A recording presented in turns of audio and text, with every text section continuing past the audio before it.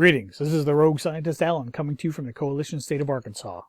I originally built Palladium character tools in spreadsheets and they worked for a while, but eventually became too slow, too fragile, hit a lot of spreadsheet cell limits more than once. So I started building a web app. Been going to school through Purdue to try and rebuild this project as a real functional web app online. The goal is a fully rules-compliant Palladium character creator that supports official and optional rules, so players and GMs will be able to turn optional rules on and off, depending on how they play at their table.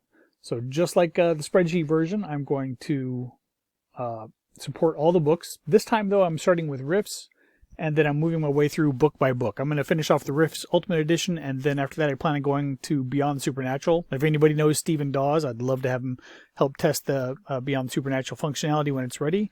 Keep in mind this is only a prototype. Almost no work has gone into making the site pretty yet. This stage is all about making the rules, data, and character building logic work correctly. So for this demo, I'm going to be building a juicer. It's clean, simple, example of how class selection works and how the system applies skills, bonuses, classes, things like that. After that, I'll cover some other functional areas and then talk about what still needs to be built. All right, right now it's very ugly, very basic. We're going to start with creating a new character. And pretty much ignore all of this. This is the admin side of it. It's very ugly, very messy. But I built it to kind of how my brain thinks, not necessarily for how everyone else will be doing it. All right, for this first screen, we have game options, so which game you can be playing for. Because jumping rules haven't really been standardized, there's the old Rifts First Edition jumping rules.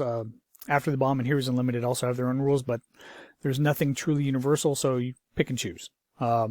Trace mechanics, I'll show you that works in a moment. We have some options just for Cyborg. We're not going to be building one of those now, but it works. Basically, there's a lot of confusion comes in place when you have a natural arm, say for a partial conversion Cyborg, a natural arm, and then on the other arm you have a bionic arm that has increased strength. Which one wins? How do you calculate lift carry? So there's a lot of rules built into that. Right now we're working on official rules only. We can turn off a cut above, although it does work. Get rid of that. Optional races. And keep the skill cap on at 98%. So character options, we'll be moving the name, but this is a juicer test character. And of course, I'm not going to make a black market. Now here you can do, you can make the character psychic. Let's go with a minor psychic. And this tool doesn't actually make you a psychic when you can't be. So if you're a race or a class that has absolutely zero potential to be psionic, you can put whatever you want here. It does make a difference. Ultimately, the race and class will decide. This is more of a, hey, I would like to be, if at all possible. And insanity rules, these are optional just because not everyone is cool with those rules. But so you can play juicer with absolutely no impact from insanity if you feel more comfortable doing that. All right, so on to some actual selections here. We don't have a lot of races yet. I have a test race, my human, and we are going to pick a juicer. Now, when juicer pops up, I've built one just to test it out, but we can build the subclass of juicer assassin from World Book 10, but we're going to stick with a straight juicer at this point. Now you see here that all these attributes are not where their final destination is, but they're all blank right now. Nothing gets entered in here. We have a dice rolls page just for that. You'll see here. Again, I'm not going to be doing any dice rolls. I'm going to be telling you, hey, here's what the dice say to do. You make the rolls. Let's start off with skills. So I'm gonna make some selections. I'll make a few selections, then I'll pause it and get them all done. But you see here, we pick the hand-to-hand expert, and we can upgrade it if we want to martial arts or assassin. Let's do that, but it does cost you 1 from your OCC related. So somewhere down here we will see OCC related. 8 points right there, and let us jump that up to that, and we will have 7 remaining. Sorry, it's my vicious attack dog. All right, so we're going to pick language. What is this? Other, we can pick 2. Let's go with Spanish and Dragonese. And you see how the process works. So as you pick something, it disappears and it goes down here. Down in the skill section for selected. Now these acrobatics we didn't select that. It's automatically granted by the class, and it does have some subordinate skills: backflip, climbing, prowl, It gives the percentages, and if you want, you can hover over it and you'll get this is what the trace is, and tell you where the actual stats come from. But also clicking on it will copy a macro over for roll 20, and you just paste that macro in, and it rolls for you. You see I failed that roll there, but that's one of our options here on, is it game options? Character options. No, I guess it is one of roll time. There you go. Descriptive or just the plain. So going to plain, we can pick that same one, 80%, and it just does the very basic. But let's go back. So I'm going to pause it and make the rest of the skill selection so we can move on. Okay, looking at skills, as you can see, we've made all the selections. We have the show references so we can actually see the book where it comes from if you want, and get rid of it to save a little space. All right, so skills we found are made up of, some skills have sub-skills. So acrobatics being a prime example, it's got all of these sub-skills underneath it. Climbing has one. I picked some, a lot of physical skills because I want to show you the impact it has on our dice rolls. But it's got everything categorized by OCC skills, and then OCC related, and then eventually secondary skills right here. So let's go over to dice rolls. And you see here, I'm sticking with the I'm not rolling the dice for you because I had a lot of people very, very upset the very first couple versions where I did the random math for you, and they're like, no, I want the max. So instead of that, I'm sticking with that. You enter all the data. All the rolls are done on your table, however you want to do them. Don't care. So, so you see here, I've got your, and I've separated out your attributes that are based off of your race. So this is a human, so it's all 3d6s. I've separated these out. That's fine. Something down here gives me a strength bonus, I'm sure. There you go. So I get a 2d6 strength bonus from being a juicer. So I keep these separate because if you want to use exploding dice, you can do it here. I'm not here to prevent you from it. You can do it. All right, so I'm just gonna put max stats here just to get this rolling.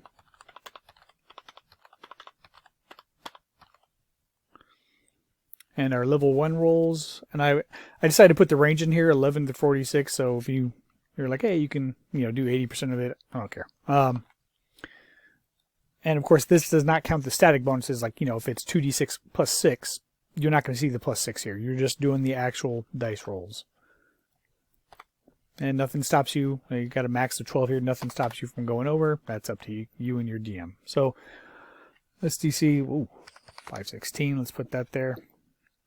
22. And I'm just picking the numbers just so to speed this up. Height and weight are in here somewhere. Height's missing. Oh, size. That's what it is. All right, so all of our dice rolls are made. So now we're looking at our character sheet, and I have not built in the PP, ISP, Chi, Armor Rating, Horror Factor built in there yet. How did I forget to save?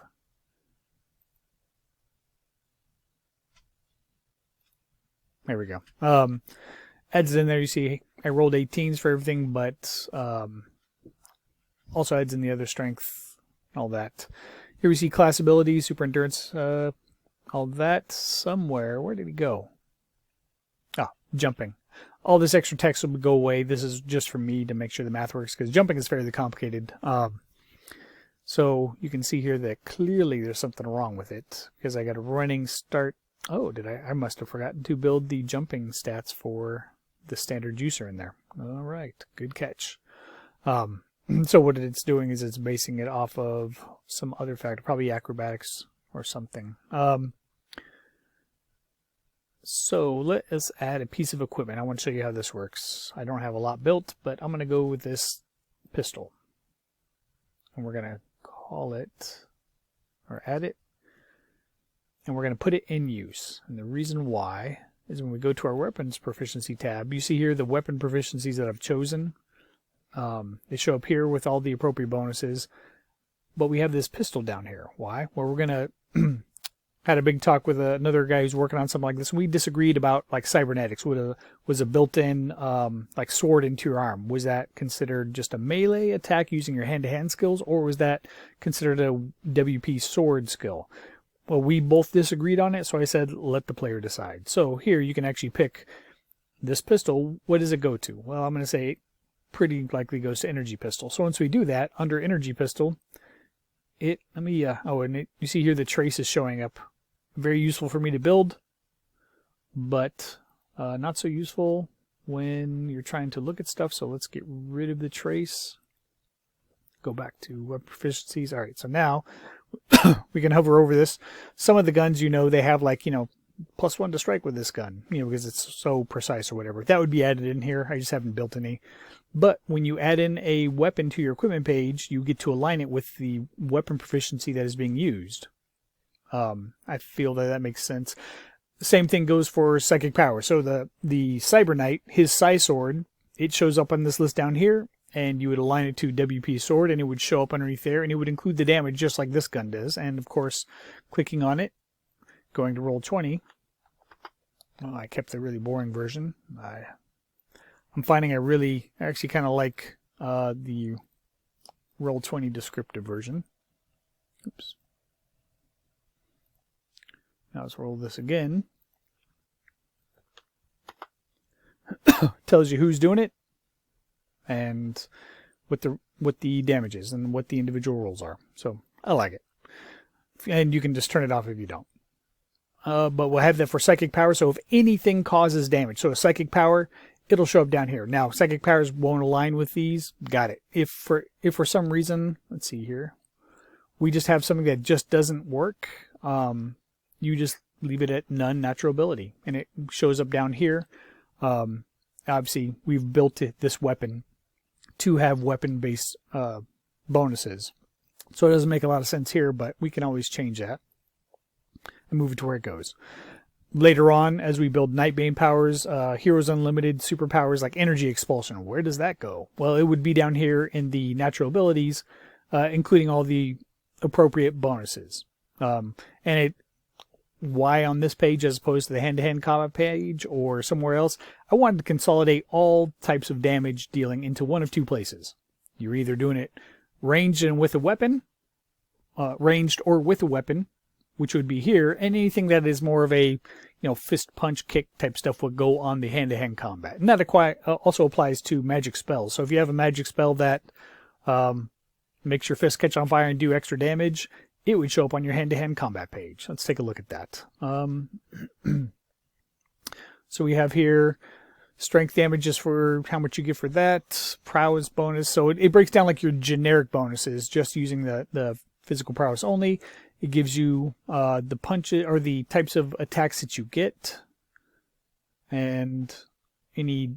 So I have combat offensive on this side, defensive on that side, and like I said, anything that adds a melee type attack will also show up on here. I haven't really built that yet. Haven't run into it yet. Have not built RPA. Saving throw. Let's see. Juicer should be somewhere on here is pain. Oh, I forgot to build that gate. So we'll be building the Juicer pain gate, so they're immune to pain. And optional things right here. As I build them, they'll go away. So like right now, magic isn't showing because this class doesn't use magic, so the tab doesn't show up. Did we pick psionic? I did, but apparently juicers can't be psychic, or I built them that way at least. I'll have to review it.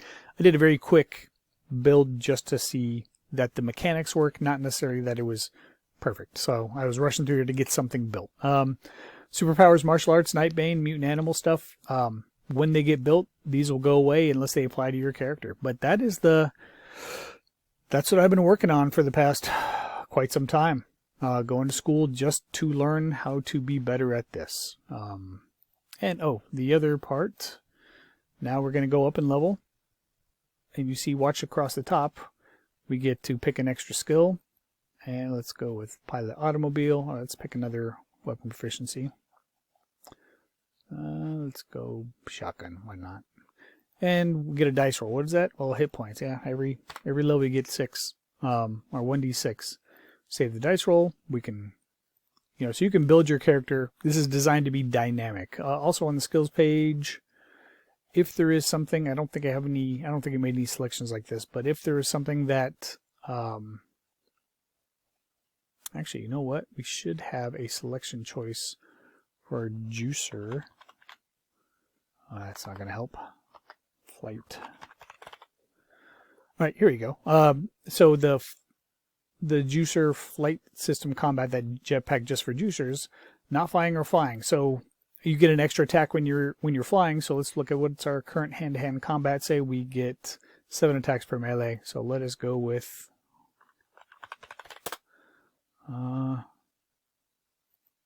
flying. We go back to our hand-to-hand. It does go up. Seems like it went up a lot, but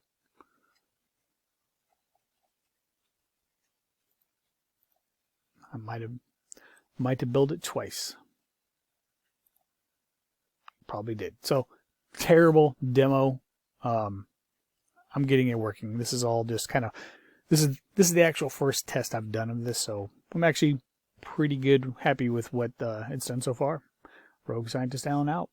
Very quick follow-up. I got the save versus pain immunity resolved, and turns out the attacks per melee was correct because that skill doesn't just grant +1, it gives you +1, and then every few levels it gives you another one. So all the math checks out.